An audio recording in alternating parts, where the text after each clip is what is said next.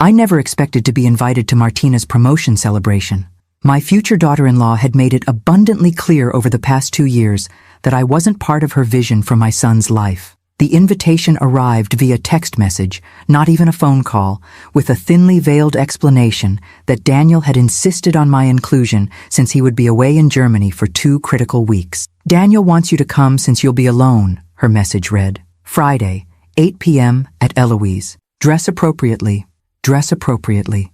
As if I, Dr. Angela Mitchell, former chief of neurosurgery at Boston Memorial, wouldn't know how to dress for dinner at Eloise.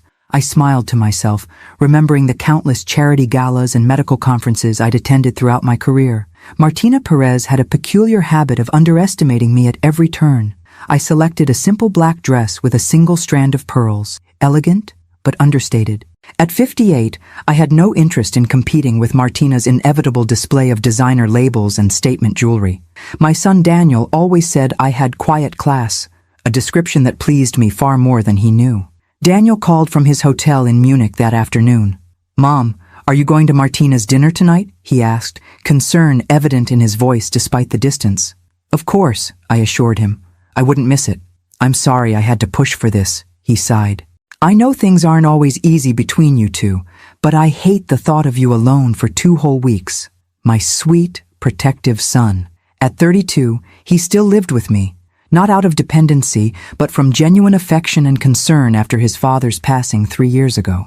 Martina resented our close relationship, viewing it as competition rather than the natural bond between a widowed mother and her only child. "Daniel, I survived 30 years of neurosurgery and medical missions in conflict zones. I think I can handle 1 dinner with your fiancé," I teased gently. "Focus on your project. I'll be fine." After we hung up, I gazed at a photograph of my late husband, James, displayed on my dresser. "Wish me luck tonight," I whispered. "I might need your diplomatic skills." What I didn't tell Daniel was how much I dreaded this evening. Martina's friends viewed me as a relic, the boring American mother-in-law who would soon be relegated to holiday appearances and occasional babysitting duties. What they didn't know, what Martina herself didn't know, was that beneath my unassuming exterior lay experiences and abilities they couldn't begin to imagine. My years of international medical work had required more than surgical skill. I'd learned Spanish during repeated missions to Colombia and Guatemala, French while working with Doctors Without Borders in West Africa, and Italian during a fellowship in Milan. Languages had never been my profession, merely tools necessary for the work that mattered. I called a rideshare service, deciding against driving myself. Something told me I might need a guaranteed exit strategy tonight.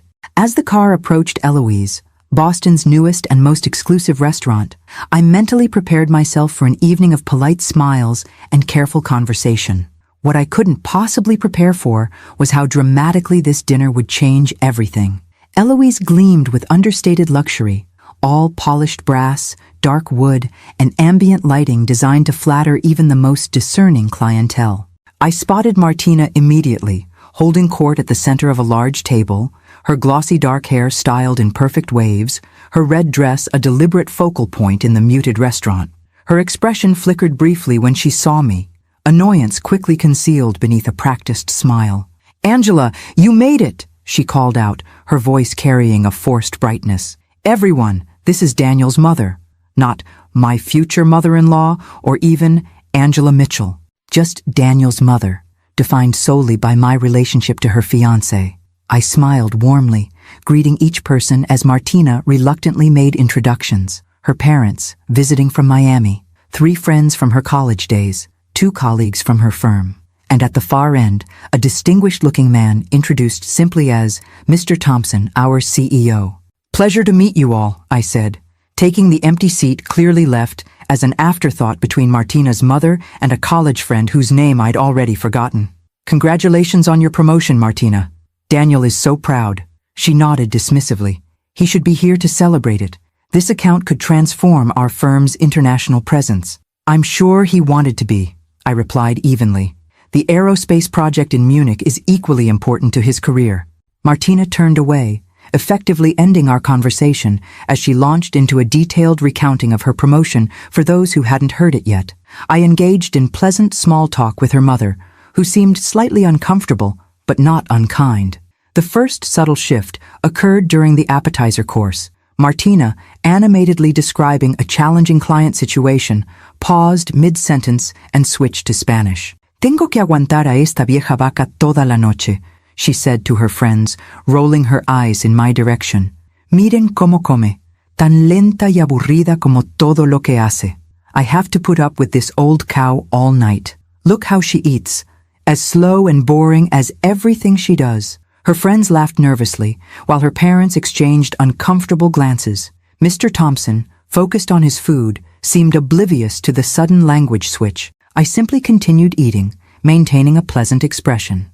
After 30 years of surgery, I'd mastered the art of keeping my face neutral under pressure. Emboldened by my apparent ignorance, Martina continued, switching to Spanish whenever she wanted to make a cutting remark about my appearance, my outdated hairstyle, my boring career. Su voz me vuelve loca, she complained during the main course. Chillona como un chihuahua. No sé cómo Daniel la soporta. Her voice drives me crazy. Squeaky like a chihuahua. I don't know how Daniel stands it.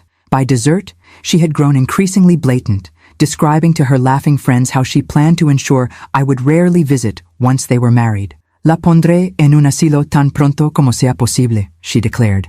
Daniel necesita cortar el cordón umbilical. I'll put her in a nursing home as soon as possible. Daniel needs to cut the umbilical cord. Throughout it all, I maintained my composure, engaging politely with others at the table in English, pretending oblivion to the running commentary about me. I noticed Mr. Thompson watching me with an unreadable expression during one of Martina's particularly vicious tirades. Did he understand Spanish too? As the evening wound down and people began gathering their things, I decided the moment had arrived. I stood slowly, ensuring I had everyone's attention. Martina, quiero agradecerte por invitarme esta noche. I began in perfect Spanish, watching her face drain of color. Es interesante que me compares con una vaca, ya que representan fuerza, nutrición y sustento en muchas culturas. Quizás sea un cumplido involuntario. Martina, I want to thank you for inviting me tonight. It's interesting that you compare me to a cow, as they represent strength, nourishment, and sustenance in many cultures. Perhaps it's an unintentional compliment. The table fell silent. Martina's mother covered her mouth in shock. Switching seamlessly to French, I continued. Quant à ma voix de chihuahua, ces petits chiens sont connus pour leur loyauté féroce et leur longévité. Deux qualités que je valorise énormément, surtout dans les relations familiales. As for my chihuahua voice, these small dogs are known for their fierce loyalty and longevity. Two qualities I value greatly, especially in family relationships. Martina's friends stared open-mouthed. Her father looked down at his plate. Finally, I shifted to Italian. Il vero carattere di una persona raramente si rivela quando è circondata da chi la ammira, ma piuttosto quando crede di poter sminuire gli altri senza conseguenze. Mio figlio sceglierà il suo cammino, ma spero sinceramente che trovi qualcuno che dimostri rispetto non solo quando è conveniente, ma anche quando crede che nessuno stia guardando. A person's true character is rarely revealed when surrounded by those who admire them, but rather when they believe they can belittle others without consequences. My son will choose his own path, but I sincerely hope he finds someone who shows respect, not only when it's convenient, but even when they think no one is watching. I returned to English for my conclusion. Thank you all for a lovely evening. Martina, congratulations again on your promotion. I'm sure you've worked very hard for it. With that, I gathered my purse and walked out, leaving behind a tableau of shocked faces and absolute silence. Outside in the cool night air, I took my first deep breath in hours as I requested a ride home. Whatever happened next, I knew nothing would be the same again. And strangely, despite the unpleasantness of the evening, I felt lighter than I had in years, as if I'd finally set down a burden I hadn't realized I was carrying. I didn't tell Daniel about the dinner. When he called the next day, I simply said it had been an interesting evening and changed the subject to his project in Germany. He sounded relieved that I'd attended and that there had been no overt conflicts, at least none that I was reporting. Martina didn't contact me at all in the days that followed. I hadn't expected her to. The kind of humiliation she'd experienced doesn't typically inspire immediate reconciliation, especially from someone so image-conscious. I went about my usual routines: volunteer work at the free clinic, lunch with former colleagues, managing the household in Daniel's absence. 4 days after the dinner, my doorbell rang unexpectedly. When I opened it, I found Mr. Thompson, Martina's CEO, standing on my porch, his expensive suit somehow not out of place in my quiet suburban neighborhood. "Dr. Mitchell," he greeted me formally. "I hope you don't mind my unexpected visit. I asked Martina for your address, though I didn't specify why I needed it." "Mr. Thompson," I replied, hiding my surprise. "Please come in." I led him to my living room, a comfortable space filled with mementos from my international medical work. A carved wooden statue from Guatemala, textiles from West Africa, a small painting from an Italian patient. "Coffee?" I offered. "That would be wonderful," he nodded. "Black, please." When I returned with 2 cups, he was examining a framed photograph of me in surgical scrubs, standing with a team in what was visibly a field hospital. "Colombia, 2008, I explained, handing him his coffee. "After the flooding in Antioquia." "Impressive," he said, taking the cup. "Dr. Mitchell, I'll be direct. I was extremely impressed by your composure and linguistic abilities at Martina's dinner. Our firm is expanding aggressively into international markets, particularly in Spain, France, and Italy, and we're seeking consultants who can help navigate cultural and communication challenges with potential investors." I hadn't expected this turn of events. "Mr. Thompson, please call me Richard," he interrupted. "Richard," I amended. "I appreciate your directness. However, I should clarify that languages have never been my profession. I learned them out of necessity for my medical work. That practical experience is precisely what interests us," he explained. "Anyone can learn textbook phrases. You clearly understand cultural nuances and can communicate effectively in high-pressure situations, skills far more valuable than formal language credentials." He outlined a consulting position that would involve accompanying executives to international meetings, helping prepare culturally appropriate presentations, and occasionally translating during sensitive negotiations. The compensation would be substantial, he concluded, naming a figure that would indeed be generous for part-time consulting work. I considered his offer carefully before responding. "I'm genuinely flattered, Richard, and I sincerely appreciate your recognition of skills that often go unnoticed. However, medicine has always been my calling. While I'm retired from surgery, my volunteer work with underserved populations remains my passion." He nodded, not seeming particularly surprised by my refusal. "I suspected as much, but felt the offer was worth making. The way you handled yourself at that dinner, with such dignity despite Martina's behavior, suggested someone with exceptional character as well as skills." "Thank you," I said simply. "May I ask," he ventured, "whether Daniel knows what transpired that evening?" "No," I replied, "and I don't intend to tell him. That's between Martina and him." Richard studied me for a moment. "That's remarkably generous given the circumstances." "It's not generosity," I clarified. "I've never believed in triangulating relationships. Daniel is an adult who must make his own decisions based on his direct experiences, not on second-hand accounts, even from his mother." We spoke for a while longer about neutral topics, the challenges of international business, my experiences in different countries, Boston's changing landscape. As he prepared to leave, he handed me his business card. "My offer remains open, should you ever reconsider, and regardless, I hope we might meet again under more pleasant circumstances." "I'd like that," I replied honestly. After he left, I wondered briefly if Martina would learn of his visit and what she might make of it, but that concern quickly faded. I had lived too long to worry about the opinions of someone who had shown such poor judgment and character. Little did I know that the real consequences of that dinner were only beginning to unfold. A week passed uneventfully. Daniel called daily from Germany, his excitement about the project evident despite the exhaustion in his voice. I continued my volunteer work at the free clinic, finding comfort in the routine of helping others. Martina remained conspicuously silent. No calls, no texts, not even the perfunctory group messages she occasionally sent when coordinating family gatherings. The silence suited me. I had never sought conflict with my future daughter-in-law, merely a basic level of respect that had consistently proven elusive. Now, with the dynamic between us irrevocably altered, I wondered what would happen when Daniel returned. Would Martina tell him what had occurred? Would she present a sanitized version that cast her in a more favorable light? Or would she, like me, choose to keep the entire incident private? I received my answer on a rainy Tuesday afternoon.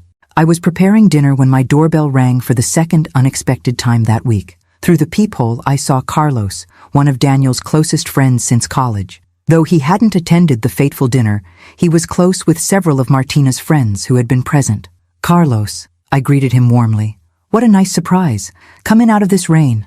He stepped inside, removing his wet jacket, his expression uncharacteristically serious. Carlos had always been the light-hearted one in Daniel's friend group, quick with jokes and seemingly incapable of maintaining a somber mood for long.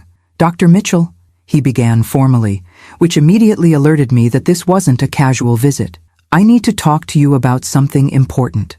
I led him to the kitchen, where the scent of simmering soup created a homey atmosphere at odds with his evident discomfort. "Would you like some tea? Or something stronger, perhaps?" "Tea is fine," he replied, settling at the kitchen island. "I can't stay long." As I prepared 2 cups, he gathered his thoughts. "I don't know if I should be doing this," he finally said. "But I can't not do it either, you know? Whatever it is, Carlos, just say it plainly," I encouraged him. He took a deep breath. "Everyone's talking about what happened at Martina's dinner. I wasn't there, but Alex and Sophia were, and they told me everything." He looked up at me, a mixture of admiration and concern in his eyes, "about what Martina said in Spanish and how you responded in 3 languages. I set his tea before him. "I see. That's not all," he continued. "Martina has been calling everyone who was there, making them promise not to tell Daniel. She's terrified he'll find out what she said about you." This didn't surprise me. Martina had always been meticulous about managing her image in Daniel's eyes. What did surprise me was Carlos's next statement. "I'm going to tell him when he gets back," he declared firmly. "Daniel's been my friend for 15 years. He deserves to know what kind of person he's planning to marry." I took a thoughtful sip of my tea before responding. "May I ask why you're telling me this in advance?" Carlos fidgeted with his cup. "I guess I wanted to know if you'd object. If you had some reason for keeping it quiet that I'm not seeing." He looked up at me directly. "But also to say that I've always thought you were amazing, Dr. Mitchell. Daniel talks about you all the time. Your work, your strength after losing Mr. Mitchell, everything. The way you handled Martina's disrespect, it just confirmed what he's always said.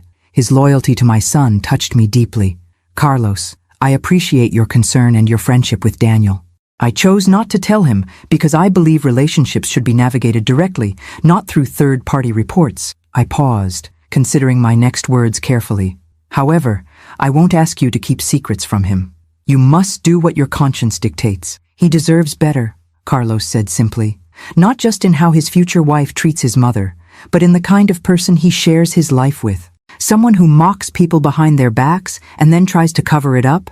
That's not the partner Daniel needs." I couldn't disagree, though I wouldn't say so explicitly. Daniel is intelligent and perceptive. I've always trusted him to make his own decisions, even when I might have chosen differently for him. Carlos stayed only a short while longer, declining my offer of soup with an apologetic smile. As I showed him out, he turned at the door. "Daniel gets back Saturday, right?" I nodded. "I'm meeting him for basketball Sunday morning," he said, his decision clearly made. "Just so you know." After he left, I stood in my quiet kitchen, wondering how this new development would affect everything. I had made peace with not telling Daniel myself, believing that some matters were best left between those directly involved, but I wouldn't, ask others to maintain a deception on my behalf. Whatever happened next would unfold according to its own logic. All I could do was prepare myself for the potential storm. The rest of the week passed in a strange, suspended animation.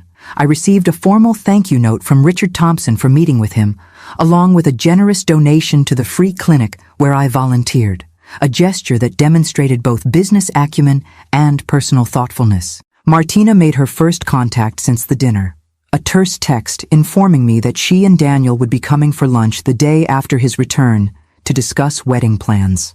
No acknowledgement of what had transpired, no apology, not even a hint that anything had changed between us. Just a continuation of her typical presumptuous approach to my time and home. I replied with simple confirmation, adding that I looked forward to seeing Daniel after his 2 weeks away. Her name was conspicuously absent from my expressed anticipation. By Saturday evening, as I prepared for Daniel's return and the inevitable confrontation that would follow, whether initiated by him or by Martina, I found myself strangely calm. Years of making life-or-death decisions in operating rooms and disaster zones had given me perspective. Family drama, however painful, rarely matched the gravity of a hemorrhaging brain aneurysm or a child trapped in earthquake rubble.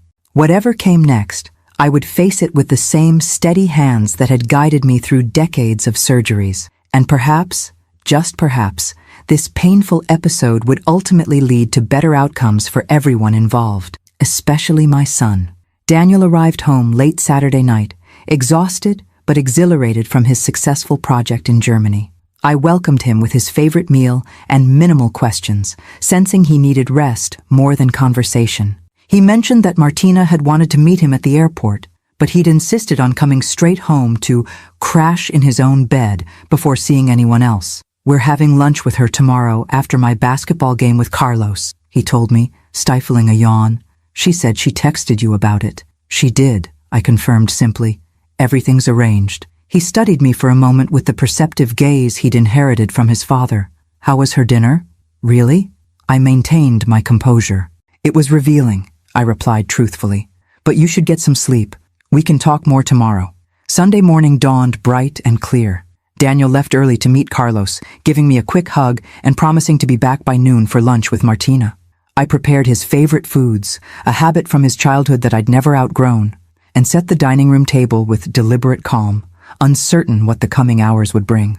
At 11:45, I heard Daniel's car in the driveway much earlier than expected. The door opened and closed with unusual force. His footsteps, normally leisurely, sounded quick and purposeful on the hardwood floors. "Mom," he called, his voice tight with an emotion I couldn't immediately identify. "In the kitchen," I responded, drying my hands on a towel as I turned to face him. He stood in the doorway, still in his basketball clothes, his expression a complex mixture of anger, confusion, and pain.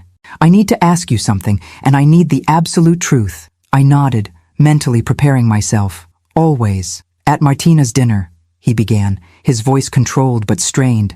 "Did she make insulting comments about you in Spanish, thinking you wouldn't understand?" So Carlos had told him. "Yes," I answered simply. "And did you respond in Spanish, French, and Italian, letting everyone know that you'd understood everything?" "Yes." He ran a hand through his hair, a gesture so like his father's that it momentarily caught my heart. "Why didn't you tell me?" This was the question I'd been anticipating, the one that required the most careful answer. "Because it was between Martina and me. Because you were focused on an important project thousands of miles away. Because some revelations need to occur directly, not through second-hand reports. She called you a cow," he said flatly, "and a chihuahua. She told her friends she was going to put you in a nursing home as soon as we were married. His voice broke slightly. "She mocked you all night in front of her family, her friends, even her boss." I moved closer, resting my hand on his arm. "Daniel, and you just sat there taking it until the end of the night," he continued, his eyes bright with unshed tears. "Then you responded with more dignity than she deserved." I sighed softly. Dignity was the only appropriate response. Anger would have accomplished nothing. Carlos said her CEO was there, that he understood everything too, and that he looked like he wanted to crawl under the table by the end of your response. I couldn't help a small smile at that image. Mr. Thompson did seem rather disconcerted. He visited me afterward, actually. "He what?" Daniel's surprise momentarily overrode his anger. "He offered me a consulting position," I explained, "working with their international clients." I declined, but it was a thoughtful gesture.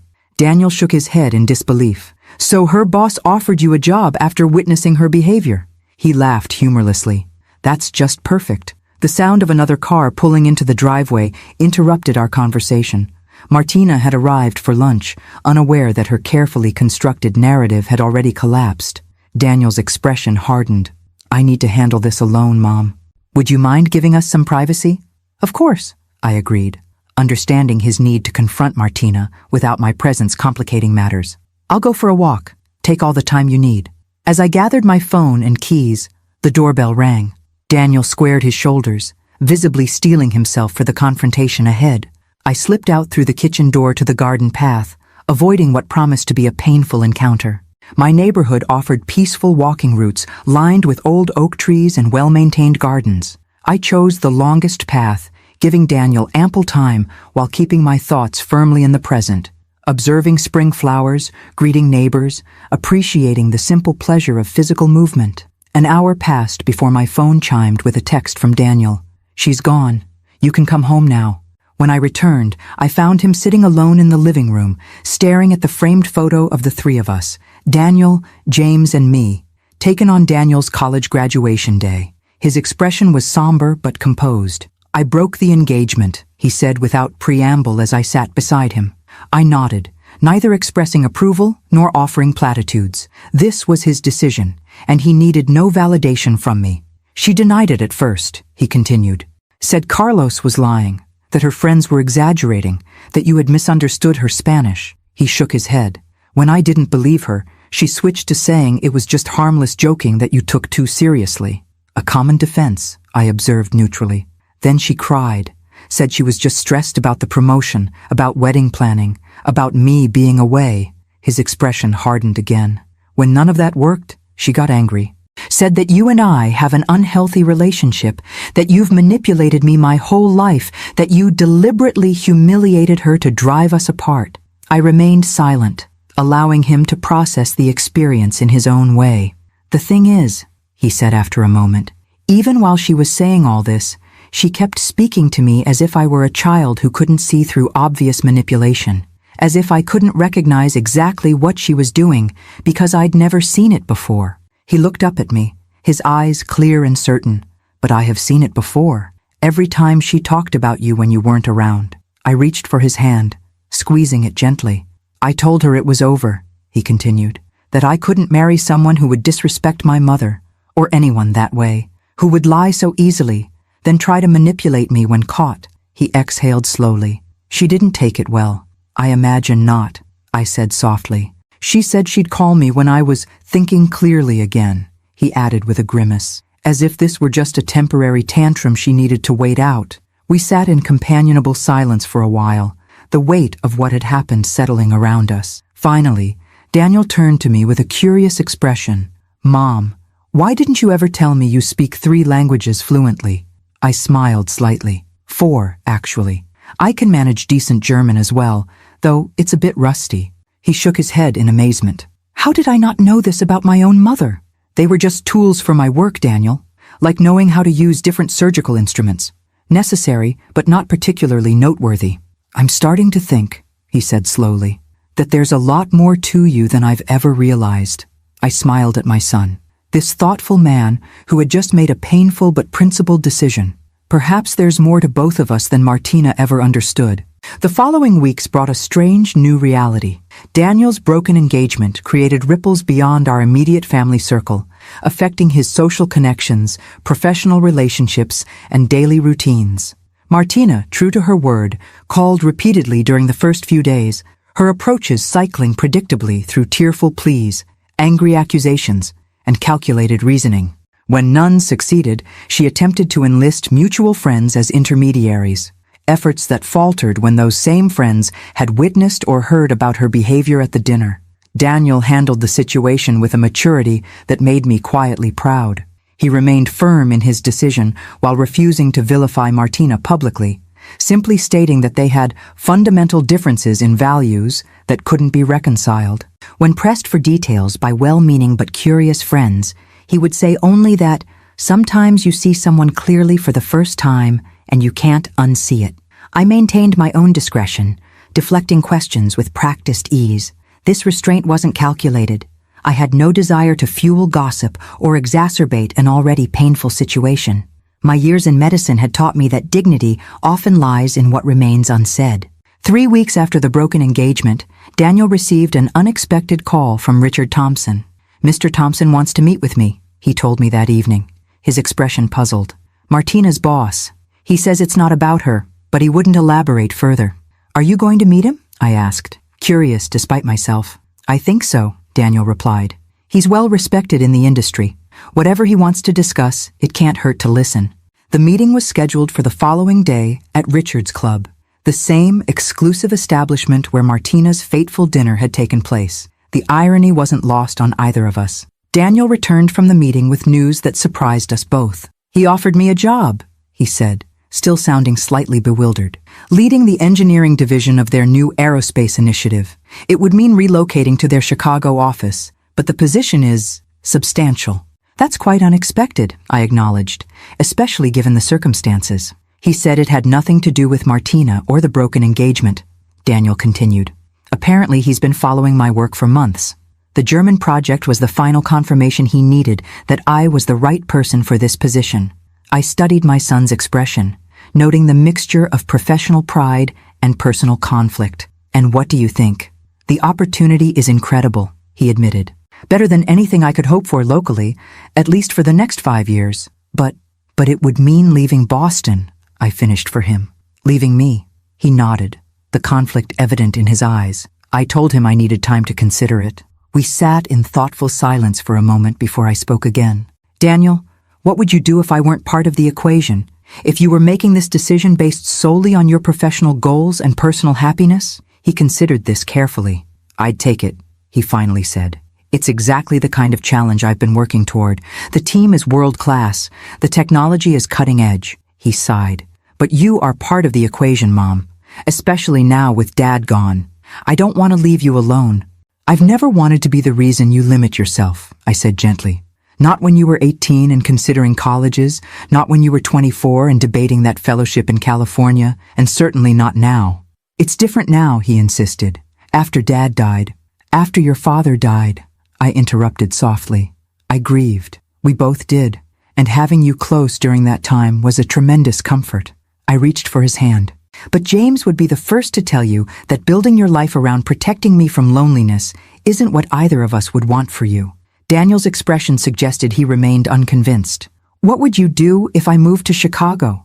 It was a fair question, one I'd been contemplating since he first mentioned the offer. "I'd continue my volunteer work at the clinic. I'd perhaps increase my involvement with the Medical Mission Planning Committee.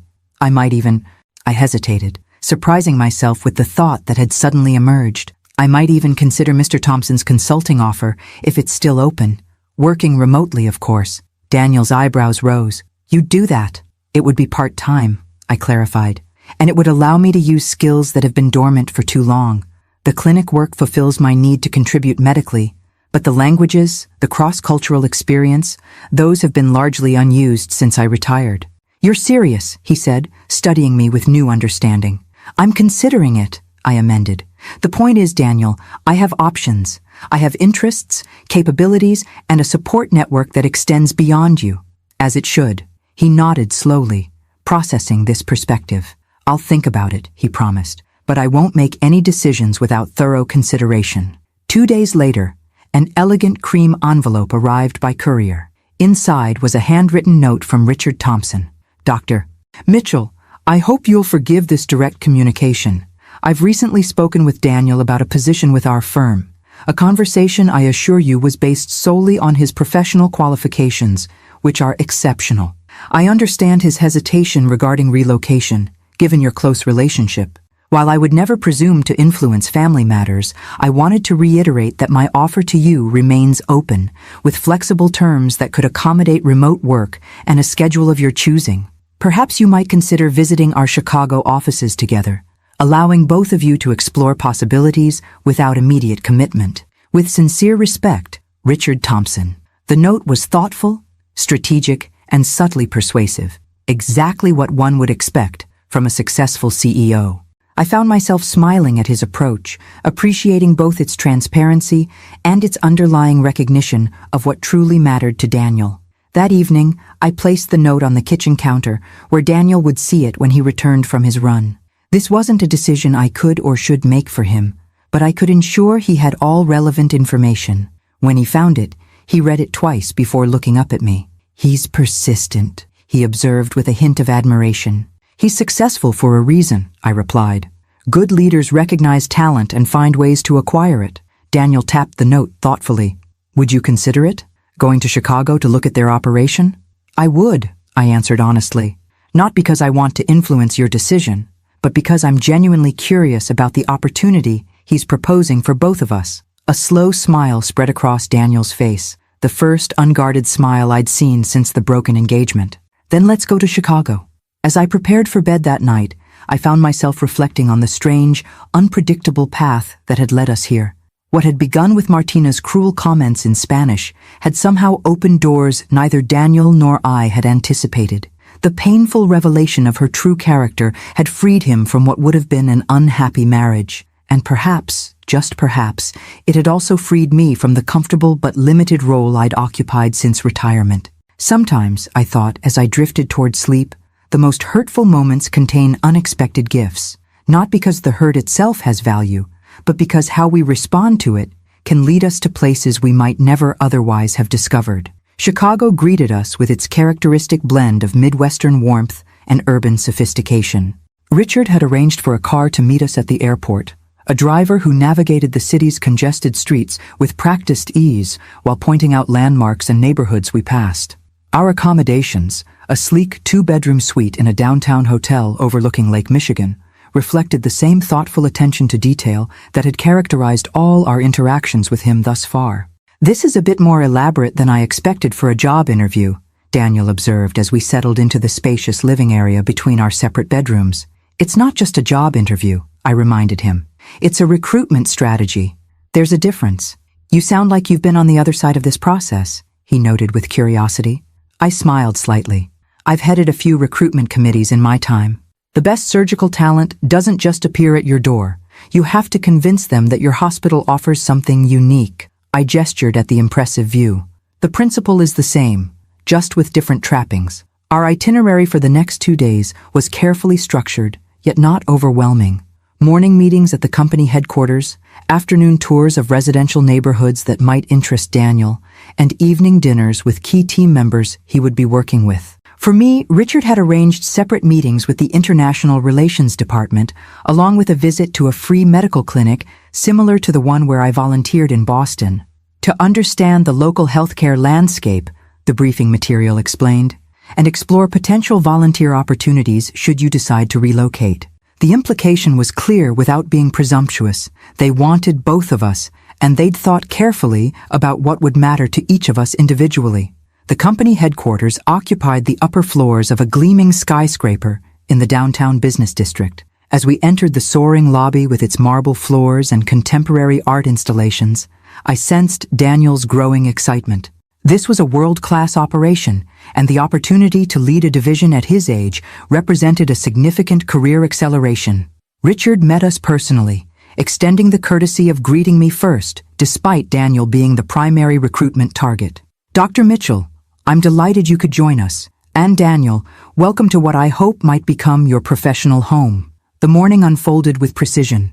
Daniel was whisked away to technical meetings and facility tours, while I was introduced to Helena Vasquez, the Director of International Relations. "Richard speaks very highly of your linguistic abilities and cross-cultural experience," she began, as we settled in her elegantly appointed office. "Though I understand your background is in neurosurgery rather than business." "That's correct," I confirmed.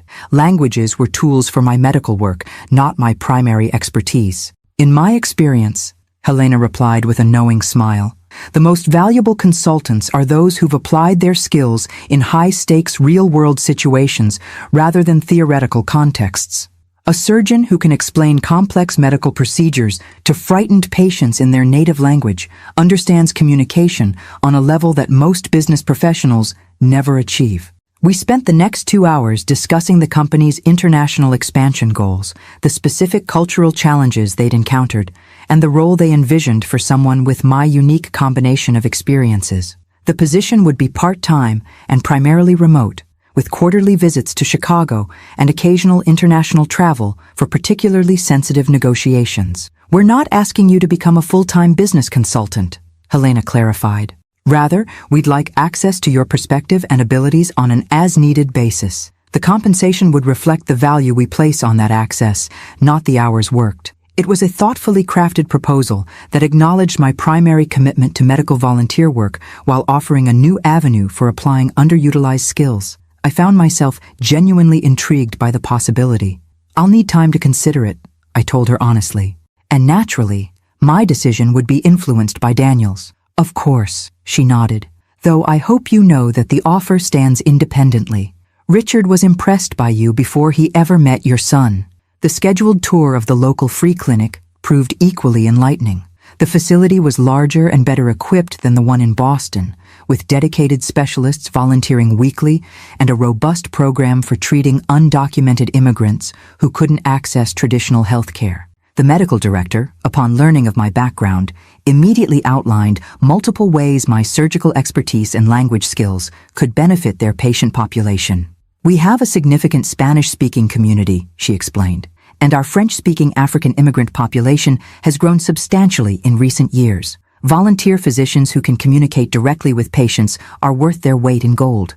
By the time Daniel and I reconnected for dinner that evening, I had a much clearer picture of what life in Chicago might look like for me, not just as Daniel's mother who had relocated to be near him, but as a professional with valuable contributions to make in multiple spheres. Daniel's eyes shone with excitement as he described the aerospace division he would potentially lead, the cutting-edge projects already in development, and the team of engineers he'd met. They're brilliant, he enthused, truly world-class. And the resources, Mom, they have testing capabilities I've only dreamed of accessing. The simulation lab alone is years ahead of anything I've worked with. I smiled at his enthusiasm, reminded of James's similar expression when describing a particularly elegant surgical technique or promising research finding. Daniel had inherited his father's passionate engagement with work that challenged his intellect. "And you?" he asked, suddenly remembering that I'd had my own schedule of meetings. "How was your day?" "Surprisingly interesting," I admitted. "The consulting role is more substantive than I expected, focused on specific challenges rather than general translation work. And the free clinic here has resources our Boston facility can only dream about." Daniel studied me with a perceptive gaze. "You're actually considering this, aren't you? Not just for my sake, but for your own?" "I am," I acknowledged, though I'm not making any decisions after a single day of meetings. Over dinner with Richard and several key executives, the conversation flowed naturally between business topics and personal interests. I observed the team dynamics with professional detachment, noting how they interacted with Daniel, the respect they showed for his expertise, their genuine interest in his perspectives, the absence of condescension despite his relative youth. Most telling was a brief exchange I overheard between Richard and the chief technology officer when they thought no one was listening. "He's sharper than we expected," the CTO murmured. "Could be running the whole division within 5 years if he delivers." "Exactly why we need him," Richard replied quietly. "And his mother is equally impressive. Different field entirely, but the same analytical mind and ethical core." I pretended not to have heard, but the assessment pleased me, not for the personal compliment, but for the recognition that they saw Daniel for his true potential, not merely as an immediate asset. Our second day followed a similar pattern, with neighborhood tours added to give us a sense of daily life in Chicago. By the time we boarded our flight back to Boston the following morning, both of us had considerably more information than when we'd arrived. "No pressure for an immediate decision," Richard had assured us at our final meeting. "Take whatever time you need. Both positions will remain open until you've reached your conclusions." On the plane, Daniel turned to me with an unexpectedly serious expression. "I'm going to take the job," he said quietly. "But I need to know honestly, would you be coming to Chicago because you want to, or because you don't want me to worry about leaving you alone?" I considered my answer carefully, knowing its importance. "Both have influenced my thinking," I admitted. "I won't pretend your presence in Chicago wouldn't be a significant factor, but the opportunities there, both the consulting work and the medical volunteer possibilities, are genuinely appealing in their own right." I met his gaze directly. "I wouldn't relocate my entire life solely to ease your conscience, Daniel. I respect both of us too much for that." He nodded, seemingly satisfied with my sincerity. "Then I think we might be starting a new chapter." As our plane descended toward Boston, the city that had been our home for so many years, I found myself filled with an unexpected sense of anticipation. Change at my age wasn't something I'd been seeking, yet here it was, a new city, new professional challenges, new ways to apply skills I'd thought might remain dormant through my retirement years. All because Martina had called me a cow in Spanish, never imagining I would understand every word. Life's turning points rarely announce themselves in advance. They arrive disguised as ordinary moments, insults casually delivered, small decisions that cascade into transformative changes. Perhaps that's why resilience matters so much, not just to weather the painful moments, but to recognize the opportunities hidden within them. The decision to relocate unfolded in practical stages rather than emotional declarations. Daniel formally accepted Richard's offer, negotiating a start date 6 weeks out to allow for a thoughtful transition. I contacted a respected real estate agent who had helped several of my medical colleagues, arranging to list my house, our family home for over 20 years, by the end of the month. These pragmatic steps somehow made the monumental change feel manageable, breaking an overwhelming life transformation into discrete, actionable tasks. Still, sorting through decades of accumulated memories proved more emotionally taxing than I had anticipated. "Do you want to keep Dad's medical journals?" Daniel asked one Saturday morning as we tackled James's study, a room I'd largely left untouched since his passing. I ran my fingers along the leather-bound spines, each volume representing years of my husband's meticulous documentation of cases, research findings, and professional observations. No, I finally decided, but they shouldn't be discarded. Contact the medical school library. They maintain archives of distinguished faculty members' papers. Daniel nodded, carefully boxing the journals. "And these?" He indicated a shelf of framed photographs. James with surgical residence at medical conferences, receiving awards. "Select a few meaningful ones for yourself," I suggested. "I'll do the same. The rest we'll photograph digitally and let go. We can't bring everything to Chicago." This became our weekend ritual, systematically evaluating possessions not just for practical value, but for emotional significance. What deserved physical space in our new lives? What could be preserved digitally? What could we release entirely? The process proved unexpectedly liberating. Each decision, each carefully packed box or donation to charity, felt like preparation for something new rather than abandonment of the past. News of our impending relocation spread quickly through our respective circles. My medical colleagues expressed surprise tinged with admiration. "I never imagined you leaving Boston," Dr. Eleanor Chen, my former surgical resident and now chief of neurosurgery herself, commented over coffee. "But then, you've always defied conventional expectations." "Have I?" I asked, genuinely curious about this perception. "Absolutely," she nodded emphatically.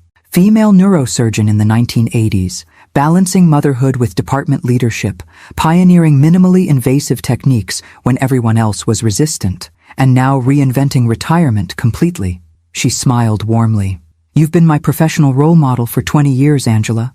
This just confirms I chose well." Daniel experienced similar reactions from his engineering colleagues, initial surprise, followed by understanding once he explained the exceptional opportunity. Several even asked him to keep them in mind if his new division expanded further. Martina, unsurprisingly, had her own response to the news. Daniel received a lengthy email from her 3 days after he announced his resignation at his current firm. "She says she's deeply concerned about my decision," he told me that evening, his tone a mixture of amusement and lingering hurt, "that it seems suspiciously hasty following our broken engagement, and that she fears I'm making life-altering choices from an emotional place rather than rational judgment." "An interesting perspective," I observed neutrally, continuing to prepare dinner. "She also suggests that you've manipulated the situation, using your unexpected language skills to embarrass her, then somehow orchestrating this job offer to separate me from my support network here in Boston." He shook his head in disbelief, as if Richard Thompson, who runs a multi-billion-dollar company, would create an entire aerospace division just to help my mother get revenge. "That would be quite elaborate," I agreed, unable to suppress a small smile. "The most revealing part," Daniel continued, scrolling through the message, "is where she says she's willing to overlook past misunderstandings and reconsider our future together if I'll return to rational thinking and decline the Chicago position." He looked up, his expression hardened, as if her conditional acceptance should be incentive to abandon the career opportunity of a lifetime. I placed a comforting hand on his shoulder. "She's processing loss in her own way, Daniel. The relationship, the status of being engaged, the future she had envisioned, all gone in an unexpected moment. You're being remarkably generous toward someone who called you a cow," he observed wryly. "Professional detachment," I replied. 20 years of delivering difficult diagnoses teaches you to recognize emotional reactions without absorbing them personally. I paused, considering my next words carefully. Though I will admit, her assessment of my orchestrating abilities is rather flattering. Apparently, I could have had a promising career in corporate espionage. Daniel laughed, a genuine, unburdened sound I hadn't heard often enough since the broken engagement. I'm not responding to her email, he decided. There's nothing to be gained from further engagement. A wise approach, I agreed. The house sold more quickly than anticipated, 3 days after listing, to a young surgeon and his wife expecting their first child. They loved the established neighborhood, the proximity to the hospital, and the home office that had served both James and me throughout our careers. The symmetry felt appropriate. Another medical family beginning their story where ours was transitioning to a new chapter. We found suitable living arrangements in Chicago with similar efficiency. Rather than immediately purchasing new properties, we decided to rent initially, Daniel selecting a modern apartment in a high-rise near his new office, while I chose a comfortable 2-bedroom condominium in a quieter neighborhood with excellent access to public transportation, close enough for regular visits, yet separate enough to maintain our independent lives. Richard facilitated introductions to Chicago's medical community, resulting in immediate volunteer opportunities at 2 different clinics serving underserved populations. I also connected with the International Medicine Program at Northwestern University Medical Center, where my experience with field hospitals and disaster response proved unexpectedly valuable to their training curriculum. The consulting work with Richard's company began even before our physical relocation. Weekly video conferences with Helena and her international team allowed me to gradually integrate into their operations, providing perspective on cross-cultural communication challenges they were encountering in European and Latin American markets. Your approach is refreshingly different, Helena commented during one session. Our previous consultants focused on terminology and translation accuracy. You immediately identify the underlying cultural assumptions, creating the misunderstandings. Medicine teaches you to look for root causes rather than symptoms, I explained. The words people choose are often just manifestations of deeper cultural perspectives. 2 days before our scheduled departure from Boston, Richard called with news that surprised both Daniel and me. I've just learned that our Paris office is hosting potential investors from Spain, Italy, and France next month, he explained. Given the sensitivity of these negotiations, I'd like both of you to attend. Daniel to address the technical questions about the aerospace division, and you, Angela, to assist with the cultural and linguistic nuances. Both of us? I clarified, glancing at Daniel, who had looked up from his packing with interest. The aerospace initiative is central to our European expansion strategy, Richard confirmed, and these particular investors have specifically noted their comfort in conducting detailed technical discussions in their native languages. Your combined expertise would be invaluable. After concluding the call, Daniel and I exchanged looks of amused disbelief. Paris, he said, for our first official assignment together. It seems rather cinematic, I acknowledged with a smile, almost as if scripted. If Martina knew about this, it would absolutely confirm her conspiracy theories, Daniel laughed. My mother, the master manipulator, orchestrating international business trips. Let's add it to my growing list of shadowy accomplishments, I suggested dryly. Right after secretly fluent in multiple languages and covertly influences Fortune 500 CEOs. On our final evening in Boston, after the moving company had taken the last of our boxed possessions and we were camping in empty rooms with just suitcases and air mattresses, Daniel ordered takeout from our favorite local restaurant. We sat on the floor of what had been our living room, eating directly from containers and sharing memories of the house. Remember when Dad tried to install those bookshelves himself? Daniel asked, gesturing to the now empty wall where James's disastrously uneven attempt had eventually been replaced by professional carpentry.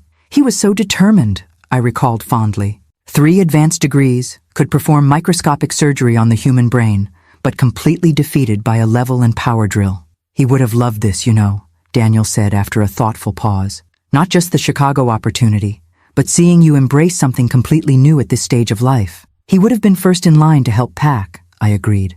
Your father never feared change. He considered it the only reliable constant in life. As darkness fell on our last night in the house that held so many memories, I found myself filled not with melancholy, but with genuine anticipation. Tomorrow would bring the formal beginning of our new chapter. New city, new professional challenges, new possibilities neither of us had imagined when Martina had issued her ill-fated dinner invitation. To unexpected fluency, Daniel proposed, raising his paper cup of wine in a makeshift toast, and to mothers who continue to surprise their grown children. To new beginnings, I added, touching my cup to his, and to the remarkable ways they sometimes find us. Chicago in autumn proved more beautiful than I had anticipated. The vast expanse of Lake Michigan shifted colors with the changing light, steel gray in early morning, brilliant blue under midday sun, lavender and gold as evening approached. The city itself pulsed with energy that somehow felt different from Boston's more reserved rhythm, broader, bolder, less constrained by tradition and history. Our separate living arrangements worked well for both of us. Daniel threw himself into his new role with characteristic intensity, often working late as he absorbed the complexities of the aerospace division he now led. I established my own routines, volunteer work at the medical clinic 3 mornings a week, consulting sessions with Helena's international team most afternoons, and exploration of my new city during whatever time remained. The promised Paris trip materialized 6 weeks after our relocation.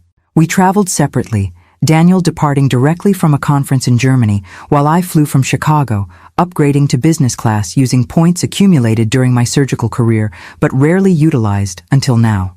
Richard had arranged accommodations at a discreet boutique hotel near the company's Paris office, elegant, without ostentation, the kind of establishment that catered to discerning business travelers rather than tourists. My suite overlooked a small courtyard garden, providing unexpected tranquility in the heart of the bustling 8th arrondissement.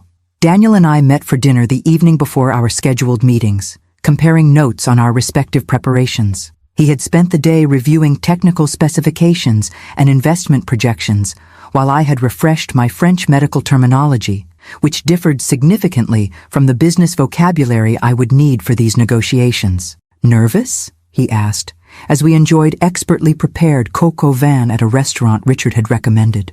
"Appropriately alert," I corrected with a small smile. "This isn't brain surgery. No one will die if I conjugate a verb incorrectly." "True," he acknowledged, "though there are millions of dollars potentially at stake." "A different kind of pressure," I agreed.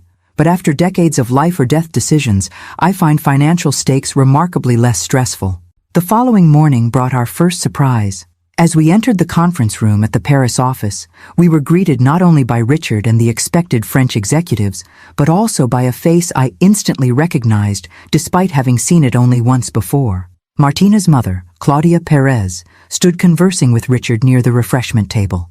Daniel froze momentarily beside me, his professional composure briefly shaken. I placed a steadying hand on his arm, maintaining my own neutral expression as Richard noticed our arrival and approached with Claudia. "Angela, Daniel, excellent timing," he greeted us warmly. "I'd like you to meet Claudia Perez, CEO of Innovación Global. Her company controls significant aerospace manufacturing capabilities in Spain that could be crucial for our European expansion." Claudia's expression registered momentary shock before smoothing into professional politeness. She extended her hand first to me, then to Daniel. "Dr. Mitchell, Mr. Mitchell, what an unexpected pleasure." "Miss Perez," I replied evenly, shifting immediately to Spanish. "Es un placer conocerla formalmente. Creo que nos vimos brevemente en la cena de su hija hace unos meses." "It's a pleasure to meet you formally. I believe we saw each other briefly at your daughter's dinner a few months ago." Her eyes widened slightly at my direct acknowledgement of our previous encounter. "Sí, aunque no tuvimos la oportunidad de hablar realmente," she responded, maintaining the Spanish conversation. "Yes, although we didn't really have the opportunity to talk. El tiempo tiene formas interesantes de crear nuevas oportunidades," I observed. Time has interesting ways of creating new opportunities. Daniel, whose Spanish was functional but not fluent, extended professional courtesy in English. "Ms. Perez, I look forward to discussing how our aerospace initiatives might align with your manufacturing capabilities." The momentary tension dissipated as Richard guided us toward our seats, apparently oblivious to the undercurrents between us. As the meeting commenced with introductions of the French and Italian investors also present, I caught Claudia studying me with undisguised reassessment. The negotiations proceeded with professional focus, each party presenting their interests and potential contributions to the proposed partnership. When technical discussions began, Daniel took center stage, articulating complex engineering concepts with impressive clarity. I provided occasional linguistic assistance, ensuring that nuanced technical points weren't lost in translation. During a mid-morning break, Claudia approached me as I stood by the window overlooking the Parisian street below. "You never mentioned your professional background that night at the dinner," she said in Spanish, her tone carefully neutral. "It wasn't relevant to the conversation," I replied simply, "and I wasn't given much opportunity to share personal information." She acknowledged this with a slight nod. "Martina told me about your son's new position here. She believes there were unusual circumstances surrounding his recruitment." I met her gaze directly. "The only unusual circumstance was Richard Thompson witnessing your daughter's behavior at her celebration dinner. The rest followed natural business logic." Claudia sipped her coffee thoughtfully. "I should have intervened that night," she finally said, surprising me with her candor. "When Martina began speaking about you in Spanish, it was inappropriate." "Yes," I agreed without elaboration. "Some acknowledgments require no softening. She inherited her father's temper and my ambition," Claudia continued. "Not always a fortunate combination." She glanced toward Daniel, who was engaged in animated conversation with the Italian investors. "Your son seems remarkably composed for someone his age. Leading a division of this magnitude is no small responsibility. Daniel has always handled pressure well," I noted, parental pride evident despite my professional demeanor. "He makes decisions based on principles rather than impulse. A valuable quality," she observed, the implication hanging unspoken between us. The afternoon session focused on financial projections and legal frameworks, areas where my involvement was minimal. I observed the interactions with professional detachment, noting how Richard subtly managed competing interests toward a mutually beneficial conclusion. By day's end, a preliminary agreement had been reached, with specific technical details to be finalized over the coming weeks. Richard hosted a celebratory dinner at a Michelin-starred restaurant near the Arc de Triomphe, where conversation flowed more personally now that the business objectives had been achieved. Seated beside Claudia, I found myself engaged in a surprisingly candid exchange about career demands and family relationships. "Balancing corporate leadership with motherhood was never simple," she acknowledged, after sharing details of her rise through Spain's male-dominated business environment. "Perhaps I focused too much on teaching Martina how to succeed professionally and too little on other values. Parenting offers no perfect formulas," I responded, thinking of my own imperfections as a mother. "We all make choices based on what seems most important at the time." "Has your son spoken with her since the broken engagement?" she asked, her tone carefully casual. "Not to my knowledge," I replied honestly.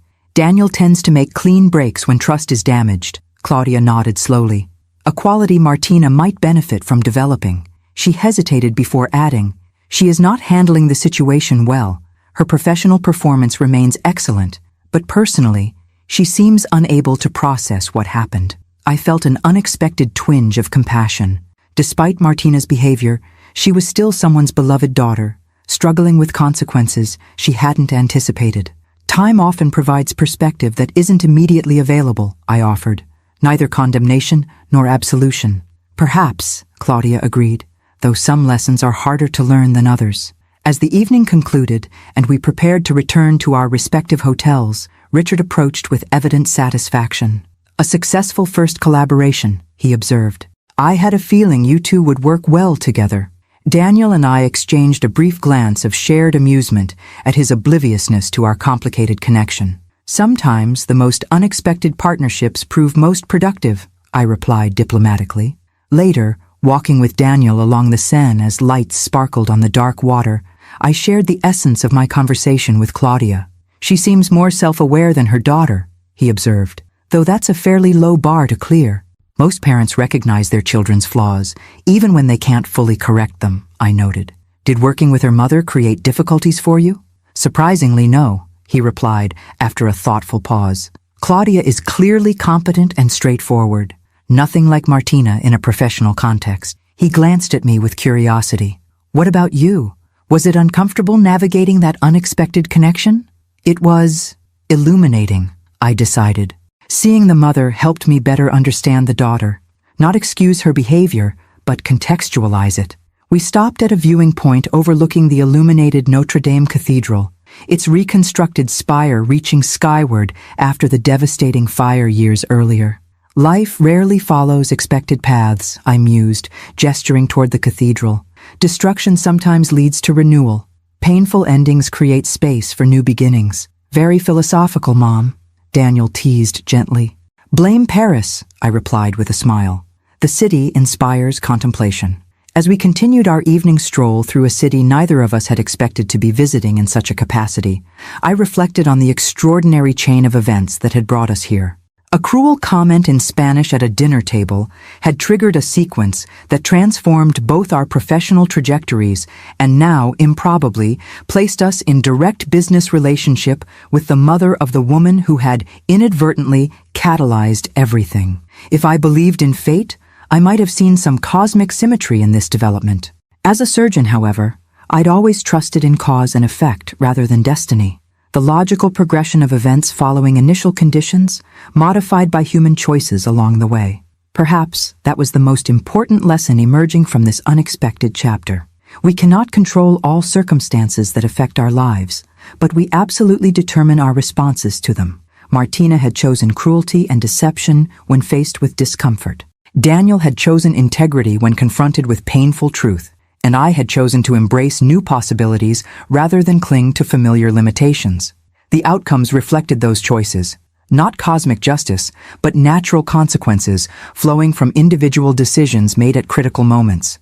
As we returned to our hotel under a star-filled Parisian sky, I felt profound gratitude, not for Martina's unkindness that had set everything in motion, but for the capacity to transform what could have been merely painful into something unexpectedly valuable. Winter settled over Chicago with characteristic intensity, biting winds sweeping off Lake Michigan, snow accumulating in crystalline drifts along the streets, the city skyline often shrouded in gray mist. Yet I found unexpected beauty in this seasonal transformation, so different from Boston's more moderate winter patterns. By December, both Daniel and I had established comfortable routines in our new environment. His leadership of the aerospace division had begun yielding tangible results, with the European partnerships initiated in Paris now formalized into working relationships. My own consulting work had expanded beyond initial expectations, with Helena increasingly relying on my input for sensitive cross-cultural negotiations. The medical clinic where I volunteered had become a meaningful anchor in my week. The diverse patient population, Spanish-speaking families from Mexico and Central America, French-speaking immigrants from West Africa, elderly Eastern Europeans with limited English, provided ample opportunity to use my linguistic abilities for their original purpose, helping people understand complex medical information during vulnerable moments. "You're a godsend in this clinic," Dr. Patel, the medical director, told me one afternoon after I'd spent an hour explaining complicated neurological symptoms and treatment options to an elderly Mexican woman and her concerned family. Most of our volunteer physicians can manage basic conversational Spanish, but explaining vestibular disorders and medication interactions? That's another level entirely. It's where medicine and language truly intersect, I replied. Technical accuracy matters, but so does cultural context and emotional nuance. Our first Christmas season in Chicago brought both challenges and unexpected joys. The absence of familiar traditions and locations initially created a sense of dislocation. No Christmas tree shopping at the lot we'd visited for 20 years. No annual holiday concert at the Boston Symphony. No gathering of long-established medical colleagues for our traditional celebration. Daniel and I decided to embrace the opportunity for reinvention rather than attempting to replicate past patterns. We explored Chicago's unique holiday offerings, the magnificent light displays along Michigan Avenue, the German-inspired Christkindl Market with its handcrafted ornaments and mulled wine, the spectacular holiday concert at the historic Chicago Theater. "This feels different," Daniel observed as we wandered through the festive market one evening, snowflakes gently falling around us. "Not better or worse than our Boston traditions, just new." "That's the essence of transition," I replied, watching children's faces light up as they discovered the intricate Christmas pyramids and nutcrackers at a German vendor's stall. Honoring what was while creating what will be. Richard invited us both to the company's holiday gala, an elegant affair at the Chicago Art Institute, with the magnificent Thorn miniature rooms specially illuminated for the season. As we entered the grand hall, I was surprised to find Helena approaching with a distinguished-looking man I didn't recognize. "Angela, I'm delighted you could attend," she greeted me warmly. "I'd like you to meet someone I think you'll find interesting. This is Dr. Marcus Rivera, Chief of Neurosurgery at Northwestern Memorial." The distinguished gentleman extended his hand with a professional smile. "Dr. Mitchell, your reputation precedes you. Helena mentioned you've been consulting with the company while also volunteering at the community clinic." "That's correct," I confirmed, immediately assessing him with the instinctive evaluation surgeons develop for their peers. His handshake was firm, but not aggressive. His eye contact direct but respectful. Positive indicators in my experience. "I understand you pioneered several minimally invasive techniques for cranial-based tumors," he continued. "Your paper on the endonasal approach to pituitary adenomas fundamentally changed our procedural protocols here at Northwestern." I was momentarily taken aback that he was familiar with my surgical publications. "That research was completed nearly a decade ago. Quality work endures," he replied simply. "Which brings me to a proposition I'd like to discuss. Our International Neurosurgery Fellowship Program is expanding with participants from Spain, France, and several Latin American countries. We've been searching for someone with both the surgical expertise and linguistic abilities to serve as a clinical advisor." "I'm retired from surgical practice," I reminded him. "This role wouldn't involve performing surgery," he clarified. "Rather, supervising fellows, reviewing cases, and facilitating communication between international participants and our attending physicians. Your unique combination of neurosurgical expertise and language fluency would be invaluable." As Dr. Rivera outlined the position in greater detail, I found myself unexpectedly intrigued. It represented a perfect bridge between my past surgical career and my current language-focused activities, teaching the next generation of neurosurgeons while utilizing the communication skills that had become increasingly central to my professional identity. "I'd need to maintain my current commitments," I explained, thinking of both the consulting work and my volunteer clinic hours. "We're envisioning this as a part-time position," he assured me. 2 days weekly would be sufficient, with flexibility around your other responsibilities. When Daniel joined us, moments later, Helena made introductions before tactfully steering Dr. Rivera toward another conversation, giving Daniel and me a moment alone. "You look intrigued," Daniel observed perceptively. "New opportunity?" I explained the fellowship advisory position, surprised by my own enthusiasm as I outlined the possibilities it presented. "You should do it," Daniel encouraged immediately. "It's perfect, combining your surgical background with your languages in an educational context. It would mean restructuring my schedule again," I noted, mentally calculating how to balance multiple professional commitments. "Mom," Daniel said with gentle amusement, "6 months ago you were supposedly retired, living a quiet life in Boston. Now you're consulting for an international corporation, volunteering at a medical clinic, and potentially advising neurosurgical fellows at a major teaching hospital. I think you've officially failed at traditional retirement." His observation made me laugh with genuine delight. "Your father always said I was constitutionally incapable of true retirement. He predicted I'd find new outlets for my energy rather than actually slowing down." "Dad knew you well," Daniel smiled. "He'd be thrilled to see you embracing all these new challenges." As the evening progressed, I found myself engaged in stimulating conversations with various colleagues from both Richard's company and Chicago's medical community. The initial awkwardness of being newcomers had faded, replaced by growing connections to our adopted city and its professional networks. Near midnight, as the celebration continued around us, Daniel and I stepped outside onto the museum's terrace for a moment of quiet reflection. Chicago's skyline glittered against the night sky, snow falling gently into the darkness beyond the illuminated space. "Hard to believe it's been only 7 months since Martina's dinner," Daniel mused. "Sometimes it feels like another lifetime." "Perspective changes quickly when circumstances shift dramatically," I observed. "The human mind adapts more readily than we often expect." "Have you heard anything about her?" he asked, surprising me with the question. "Nothing directly," I replied honestly. Though Claudia mentioned during a video conference last week that Martina has accepted a position with their Madrid office. Apparently, she requested the transfer herself. Daniel nodded thoughtfully. Probably for the best, a fresh start, somewhere new. That's something we understand well now, I noted. A comfortable silence settled between us as we watched snowflakes swirl in the light from the terrace lanterns. After a moment, Daniel spoke again, his tone reflective. You know what I realized recently? If Martina hadn't made those comments in Spanish, if you hadn't responded in 3 languages and created that moment of revelation, none of this would have happened. He gestured broadly, encompassing not just the gala, but everything our new lives entailed. My career advancement, your consulting work and medical involvement, our entire Chicago chapter, all stemming from that single catalytic moment. Life's turning points rarely announce themselves in advance, I replied. They often arrive disguised as ordinary moments or even painful experiences. I wonder if she knows, Daniel mused, how her attempt to mock you secretly ended up transforming both our lives for the better. I doubt she views it through that lens, I said, thinking of what little I knew about Martina's current situation. People rarely recognize their role in others' transformation stories, especially when the narrative doesn't center them favorably. As we returned to the celebration inside, I found myself reflecting on the extraordinary journey of the past year.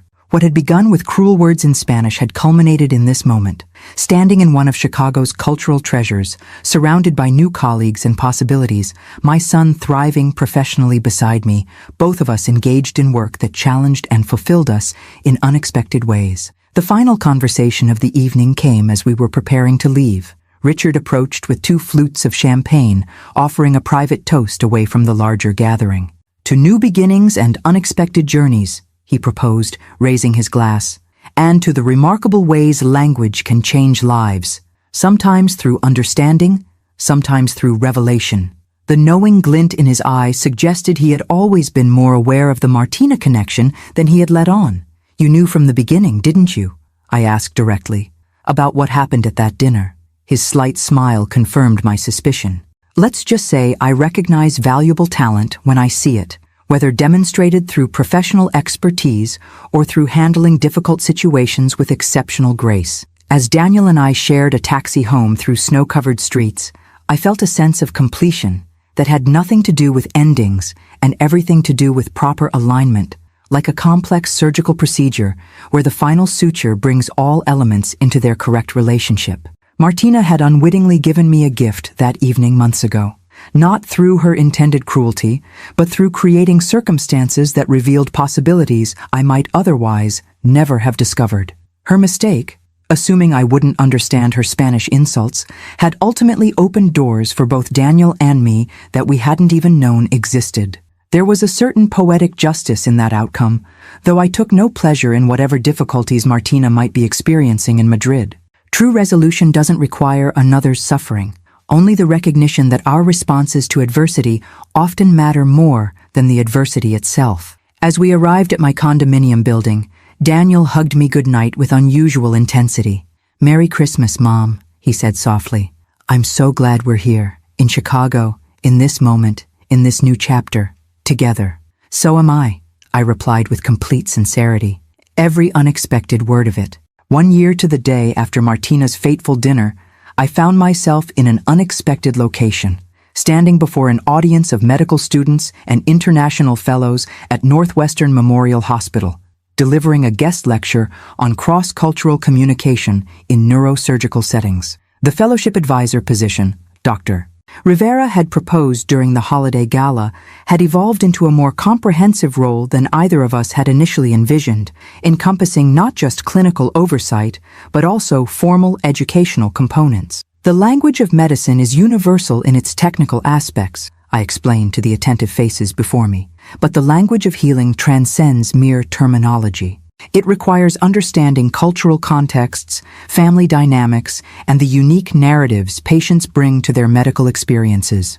As I guided these brilliant young surgeons through case studies illustrating how linguistic and cultural awareness could dramatically improve patient outcomes, I felt a deep sense of professional fulfillment, unlike anything I'd experienced since retiring from active surgical practice. This wasn't simply teaching technical skills, it was transmitting wisdom accumulated through decades of practice in circumstances these students could barely imagine.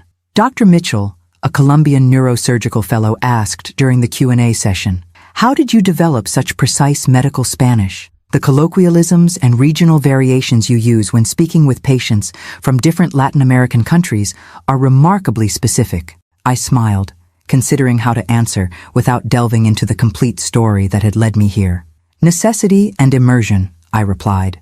Working in field hospitals throughout Central and South America taught me that textbook Spanish wouldn't suffice when explaining complex procedures to frightened patients. Each community has its own vocabulary for describing neurological symptoms. Learning those differences became as important as knowing the proper surgical instruments. What I didn't share was how those seemingly peripheral skills had unexpectedly become central to my current professional identity, or how a young woman's cruel attempt to mock me in Spanish had catalyzed the chain of events leading to this podium. After the lecture, Dr. Rivera joined me for coffee in the hospital's faculty lounge, his expression reflecting genuine satisfaction. The international fellows can't stop talking about your sessions, he informed me. We've had renowned neurosurgeons visit before, but never one who could switch seamlessly between 4 languages while maintaining both technical precision and emotional intelligence. It's been surprisingly rewarding, I acknowledged, different from performing surgery myself, but fulfilling in ways I hadn't anticipated. I've been meaning to ask, he said, changing subjects with casual curiosity, how you connected with Richard Thompson's organization initially. It seemed an unusual transition from neurosurgery. The question caught me slightly off guard. Over the past year, I had developed a standard explanation for my consulting role, a simplified narrative focusing on my international medical experience and language skills without mentioning the uncomfortable catalyst that had actually initiated the connection.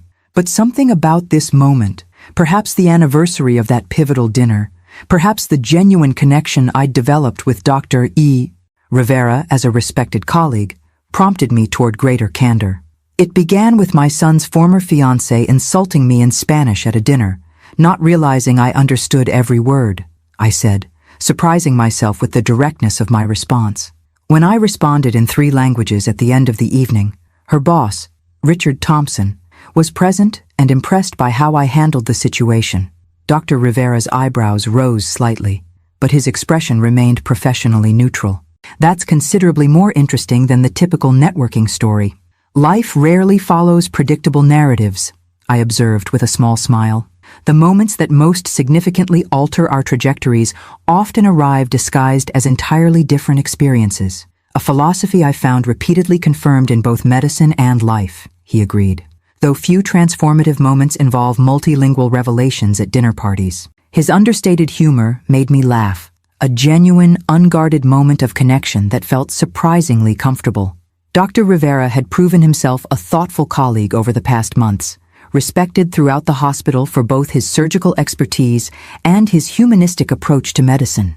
At 62, he was close to my own age, a contemporary who understood the medical world as it had evolved through our parallel careers. The hospital's international program gala is next month, he mentioned as we finished our coffee. As our fellowship advisor, your presence would be particularly appreciated. Many of our donors specifically support the cross-cultural aspects of our training. I'd be happy to attend, I replied. Should I coordinate with your administrative team regarding expectations? Actually, he said with a moment's hesitation that seemed uncharacteristic for his typically confident demeanor. I was hoping you might consider attending as my guest rather than in an official capacity. Dinner beforehand, perhaps. The invitation's dual nature, professional and potentially personal, registered immediately. I studied him with careful consideration, this respected colleague now presenting a possibility I hadn't anticipated. That would be lovely, I decided, surprising myself with how naturally the acceptance came. I'd enjoy the opportunity for conversation outside our usual clinical context. His pleased expression suggested the invitation had indeed carried personal significance beyond professional courtesy. We parted ways shortly afterward, each returning to our respective responsibilities for the day. That evening, Daniel joined me for our weekly dinner, a tradition we had maintained despite our separate living arrangements in Chicago. As I prepared a favorite pasta dish in my kitchen, he updated me on recent developments with the European aerospace partnerships. The component manufacturing in Spain is exceeding quality expectations, he reported, helping himself to the salad he'd brought from a specialty market near his apartment. Claudia Perez personally oversaw the implementation of our specifications, which apparently is unusual for someone at her executive level. She strikes me as quite hands-on for a CEO, I observed, remembering my interactions with Martina's mother during various video conferences over the past year. Detail-oriented in a way that reminds me of certain surgeons I've known. Speaking of which, Daniel segued smoothly, how was your lecture today? Full house? Standing room only, surprisingly. The international aspect seems to have particular appeal for the current generation of medical students. Not surprising, he noted. Medicine is increasingly global, like most fields. As we settled at my dining table overlooking the nighttime panorama of Chicago's skyline, I found myself reflecting on the extraordinary changes the past year had brought. Daniel was thriving professionally, having fully emerged from the shadow of his broken engagement to establish himself as a respected leader in his field. My own retirement had transformed into a rich tapestry of meaningful work across multiple domains, utilizing skills both lifelong and newly discovered. Do you ever think about how differently things might have turned out? I asked, the anniversary date making reflection inevitable. If that dinner had never happened, or if it had proceeded without incident. Daniel considered this thoughtfully while serving himself pasta. Sometimes, I'd likely still be in Boston, possibly married to Martina by now, continuing in my previous role. He shook his head slightly. It's strange to consider that alternate timeline, how something so painful at the moment created space for something so much better. Helena mentioned that Martina has apparently found her footing in Madrid, I shared, leading their marketing division for Southern European markets. Good for her, Daniel said without sarcasm. Distance and time provide perspective that proximity often prevents. Indeed, I agreed, thinking of how my own perspective had evolved from that difficult evening to our present reality. Though some lessons are harder earned than others, our conversation drifted to lighter topics. A documentary series Daniel had discovered, a new exhibit at the Art Institute I'd visited, plans for the upcoming holiday season now that we had established our own Chicago traditions. As we enjoyed tiramisu from our favorite Italian bakery, Daniel studied me with sudden curiosity. You seem different tonight, he observed. More, I don't know, reflective, but also lighter somehow. I hesitated briefly before sharing the unexpected development from earlier that day. Dr. Rivera invited me to the hospital's International Program Gala as his guest, not just in my professional capacity. Daniel's eyebrows rose slightly, a smile forming. As in, a date? That distinction wasn't explicitly clarified, I replied with academic precision that made him laugh. Mom, at your level of professional accomplishment, no one invites you to dinner beforehand unless they're interested in more than your views on neurosurgical techniques. I felt a momentary flutter of uncertainty that seemed remarkably youthful for someone of my age and experience. It's been 7 years since your father died. The idea of personal connections beyond friendship hasn't been part of my consideration set. Dad would want you to be happy, Daniel said gently, to find connection and joy wherever it might present itself. Yes, I agreed, knowing this with absolute certainty. He would. As the evening concluded and Daniel prepared to leave, he paused at the door with an expression of genuine contentment. A year ago today, everything seemed to be falling apart. Now look at us. Life's most significant transformations often begin with moments of apparent destruction, I observed, like forest fires that, while devastating, create essential conditions for new growth. He hugged me goodbye with the easy affection that had characterized our relationship since his childhood, a constant amid all the changes we had navigated together. Later, standing at my living room window, watching Chicago's lights shimmer against the darkness, I reflected on the extraordinary journey from that rainy Boston evening to this moment. Martina's attempt to humiliate me in Spanish had inadvertently opened doors neither she nor I could have possibly anticipated. Professional opportunities, personal growth, new beginnings in unexpected places. There was a profound lesson in this sequence of events, not about revenge or justice, but about how our responses to difficult moments often matter more than the moments themselves. I had chosen dignity over retaliation, clear boundaries over endless conflict, and openness to new possibilities over retreat into familiar limitations. The results of those choices surrounded me now, a fulfilling new professional identity, meaningful work in multiple domains, my son thriving in his career, and perhaps even the tentative beginning of an unexpected personal connection. All because I understood Spanish, French, and Italian, languages learned not for prestige or academic interest, but as practical tools for helping others during their most vulnerable moments. Sometimes the abilities we develop for one purpose reveal their true value in entirely different contexts. And sometimes the moments that seem designed to diminish us become instead the catalysts for our most significant growth.